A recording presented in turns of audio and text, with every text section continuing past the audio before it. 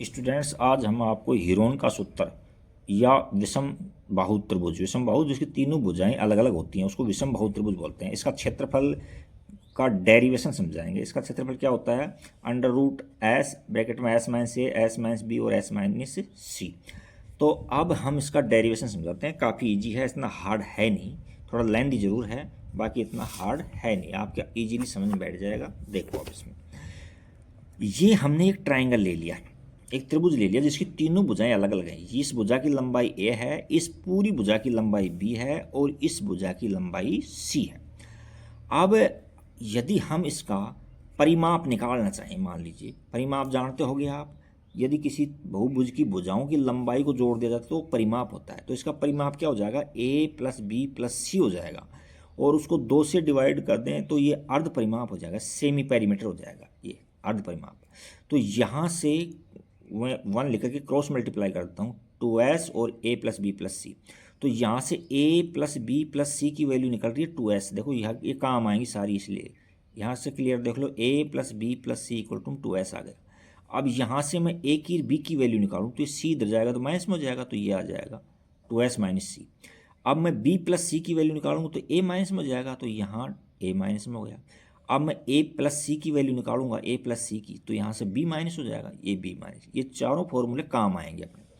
अब देखो यहाँ से इसके वर्टेक्स से हमने एक परपेंडिकुलर ड्रा कर दिया, यानी लंब डाल दिया सामने वाली भुजा पर।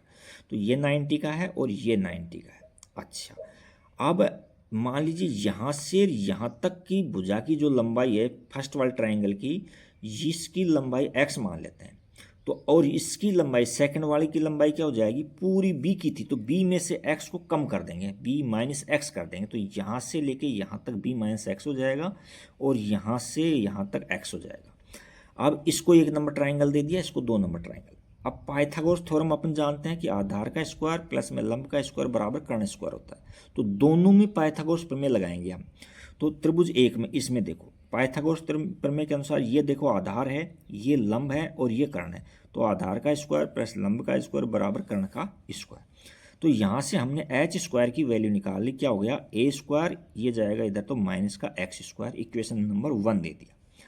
अच्छा, अब लेते हैं त्रिभुज सेकंड में। पाइथागोरस प्रमेय से देखो सेकंड के अंदर क्या है, इसके अंदर यह वही, ये आधार हो गया, ये लंब हो गया, ये कर्ण हो गया। तो हमने लिखा आधार का स्क्वायर प्लस में लंब का स्क्वायर और बराबर में कर्ण का स्क्वायर। तो यहाँ से एच की वैल्यू निकालेंगे तो ये नेगेटिव हो जाएगा इधर, तो एच स्क्वायर इक्वल टू में c square minus b minus x का होल स्क्वायर। अब देखो ये भी एच स्क्वायर के बराबर है और ये भी एच स्क्वायर के बराबर है। हम चाहें तो इन दोनों को बराबर लिख सकते हैं ना। तो समीकरण 1 और 2 से देखो हमने क्या किया है, इन दोनों को बराबर लिख दिया।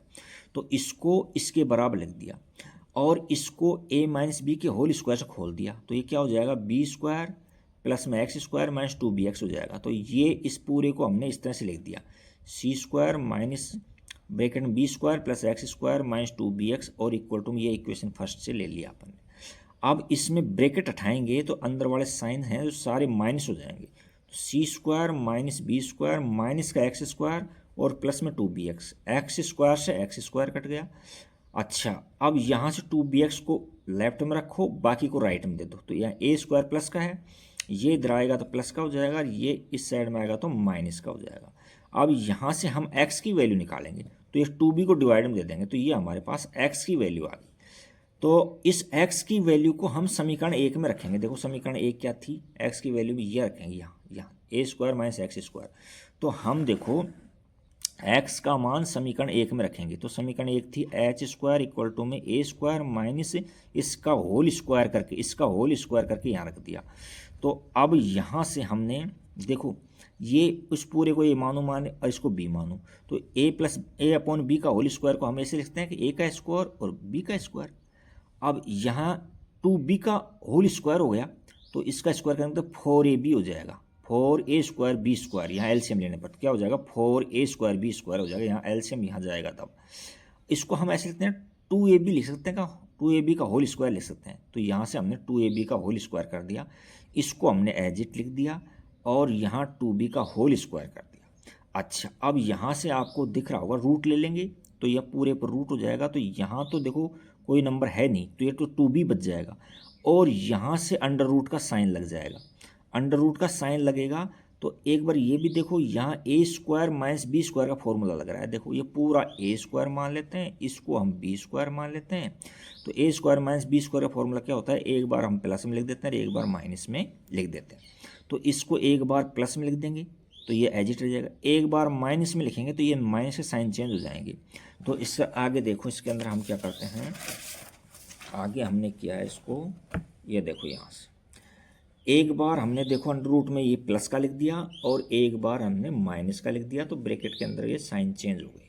अच्छा, अब थोड़ा गौर से आप देखोगे तो ये देखो यहाँ से यहाँ तक देखो, ये A square plus B square plus 2ab है, यानी ए प्लस बी का होल स्क्वायर हो रहा है।